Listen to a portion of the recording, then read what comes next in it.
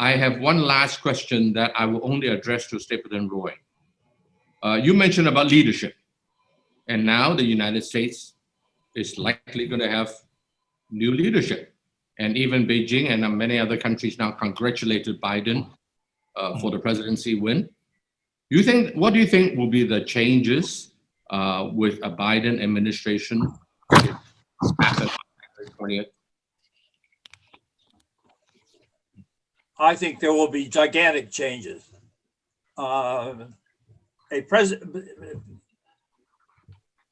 President-elect Biden is a known quantity. He has been active in politics for 40 years. He has been vice president of the United States for 8 years.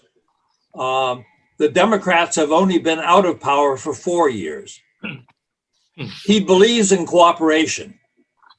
He applies this domestically. He's already reached out his hand to the Republicans and hoped that there will be more cooperation than there has been in this administration. He will staff his government with experienced officials, which is a major change from this administration, because for the first time in our history, we had a president who didn't know the Washington community.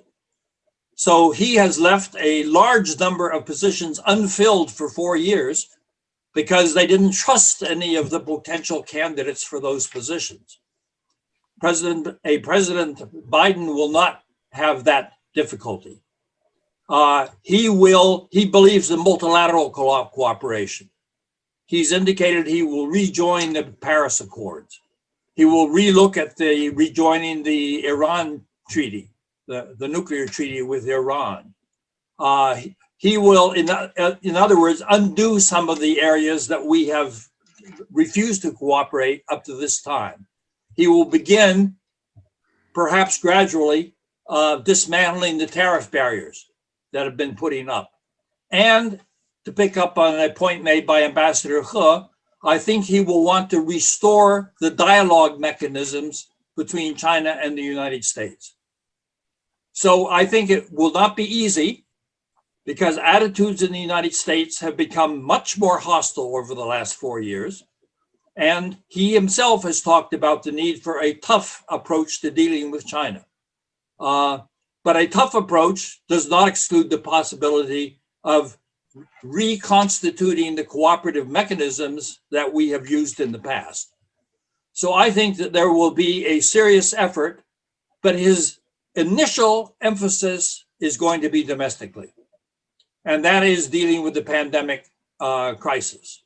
And I think you will see a national strategy for dealing with that will prove much more effective than not having a national strategy.